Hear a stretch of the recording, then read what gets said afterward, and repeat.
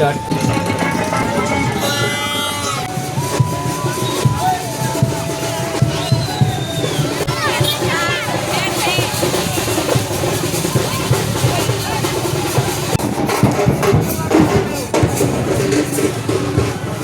হে, কেমন আছো তোমরা সবাই? আশা করছি ভালো আছো, তাই না?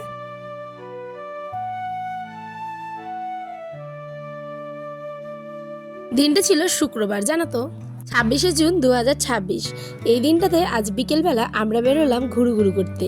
আমাদের পাশেই হেমদাবাদ বলে একটি জায়গা আছে, রায়গঞ্জের বিখ্যাত মানে একটি ব্লক বলতে পারো। সেখানে ভালো মতো কিন্তু মহরমের মেলা লাগে, কিন্তু মেলা দেখতে গিয়ে যে এমন ঝামেলা হবে কে জানতো বলো তো। আচ্ছা বলছি, দেখো পুরোটাই স্কিপ করে যেও না, আগে একটু একটু করে তোমাদের সাথে সম্পূর্ণটাই শেয়ার করব। আমরা তো বেরিয়ে পড়লাম, কর্তামশাই কিন্তু যেতে চাইছিল না। আমি বললাম চলো, বিকেল টাইমটা একটু টাইম পাসও হবে আর আমাদের ছোট্ট আইনকেও দেখানো হবে, আর আমারও তো এইবার দিয়ে তৃতীয়বার আর কি। কিন্তু এর আগে আমি যাইনি হেমতাবাদে, আমাদের গ্রামের যে মেলা হতো সেখানে কিন্তু দেখতাম।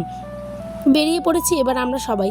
আয়নের বাবা জানো তো, একবার বললেই, আমি যদি বিশেষ করে বলি, ওই যত কাজ থাকুক ওই সমস্ত কিছু ফেলে কিন্তু সেটাকে রাখার আগে চেষ্টাটা করে, আর এটাই আমার কাছে বিশেষ ভালো লাগে। ঠিক আছে, তো সাজুগুজু করে নিয়েছি, বিশেষ কিছু ওরম না, নর্মালভাবেই।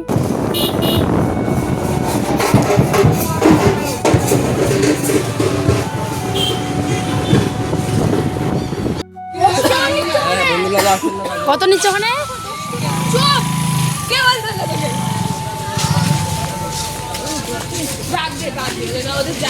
তারপরে কিন্তু আমরা বেরিয়ে পড়লাম। আর এই যে দেখছো বাচ্চাগুলো, মানে এখানে সবাই কিন্তু দাঁড়িয়ে দাঁড়িয়ে বাইকগুলোকে ধরছে রাস্তার মধ্যে, আর 20 টাকা করে নিচ্ছে হচ্ছে গিয়ে চার্জ। ঠিক আছে, তো ঠিক আছে, আমরাও কিন্তু দিয়ে দিলাম। আর আমরা কিন্তু এমনভাবে বাইকগুলো রেখে ঠকবো সেটা কিন্তু ভাবিনি। ওকে, আমরা যেখানে রাখলাম সেখানে ওনারা কি করছে বলো তো, ওনারা বাচ্চাগুলোকে সামনে রেখে মানে লোকের সিম্প্যাথিগুলো নিচ্ছে।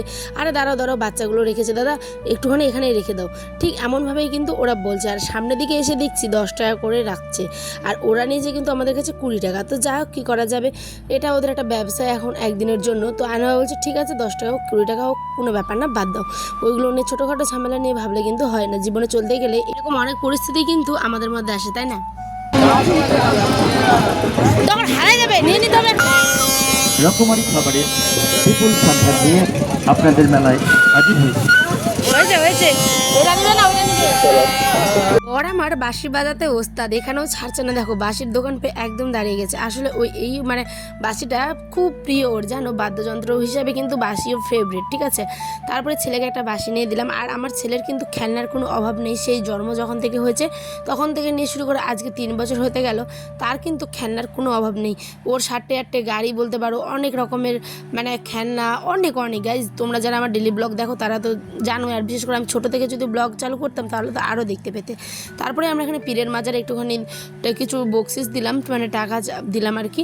জানো তো, একটা অদ্ভুত জিনিস এই পীরের মাজারটাতে গিয়ে মানে লক্ষ্য করলাম, আমার জীবনে আমি যা চেয়েছি তাই পেয়েছি। ঠিক আছে, সত্যি কথা বলতে। আর এই মাজারটাতে ঢুকে আমি যা চাইলাম, আমার বুক থেকে মানে বুকের ভিতরটা মনে হচ্ছে ফেটে গেল, এমন মানে কষ্ট হচ্ছিল ভিতরে গিয়ে, জানি না কেন। এটাই হয়তো উপর আল্লাহর ইচ্ছে। ঠিক আছে, মানে যখনই ভিতরে গেলাম মনে হচ্ছে দুনিয়ার সব থেকে ভালো জায়গায় আমি আসলাম, এরম হচ্ছে ব্যাপারটা। ঠিক আছে, অনেকে কত শান্তি, মনের ইচ্ছেগুলোকে সব জানালাম, উপর আল্লাহ আমি জানি সব আস্তে আস্তে আমার পূরণ করবে। আচ্ছা ঠিক আছে, তোমরাও তাদের জন্য মানে তোমাদের জন্যও আমি দোয়া করলাম, তোমরা যারা এই ব্লগটা দেখছো তারা প্রত্যেকে যাতে জীবনে সুখী হতে পারো, ভালো থাকতে পারো। ঠিক আছে, প্লাস নিজের ইচ্ছেগুলোকে যাতে ভালোবেসে এগিয়ে নিয়ে যেতে পারো। আমার পরম শত্রু, আমি তার জন্যও কিন্তু মঙ্গল কামনা করি, বুঝলা?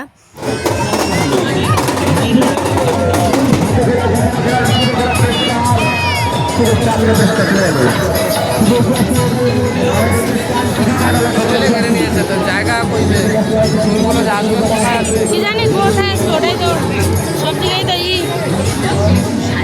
যেখানে দল আসবে ওখানে কিচ্ছু হবে না, ওখানে ফাঁকা থাকবে।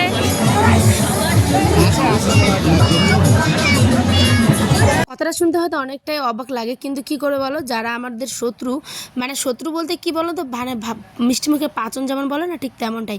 তাদের জন্য দোয়া করাটা আমাদের কর্তব্য। ঠিক আছে, তাই আমি সেটাকেই কিন্তু বিশ্বাসী। আর এইখানে কিন্তু আমি আইসক্রিম খাচ্ছি, প্লাস আয়নও কিন্তু আইসক্রিম খাচ্ছে। এখানে আয়নের বাবার কিছু বন্ধুর সাথে দেখা হয়েছে। দেখো না, সবাই মিলে বেশ গল্প কিন্তু জমেছে। যেগুলো বন্ধু এখন কলকাতায় থাকে তাদের সাথে দেখাই হয় না জব ক্ষেত্রে। তারপরে পীরের মাজারটাকে দেখো কি সুন্দর লাগছিল, তাই না বলো?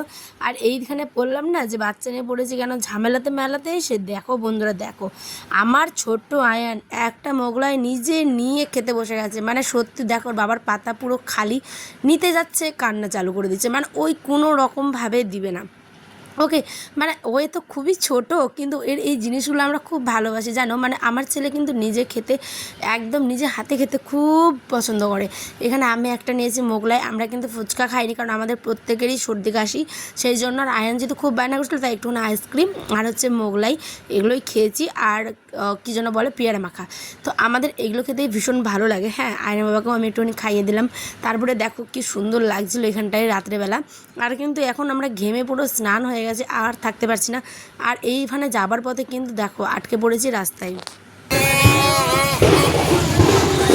না এই করো, ঘুরাও ঘুরাও ঘুরাও ঘুরাও। হয়েছে হয়েছে হয়েছে হয়েছে, সাইডে সাইডে সাইডে হবে বড় কালে তারা দেখবে।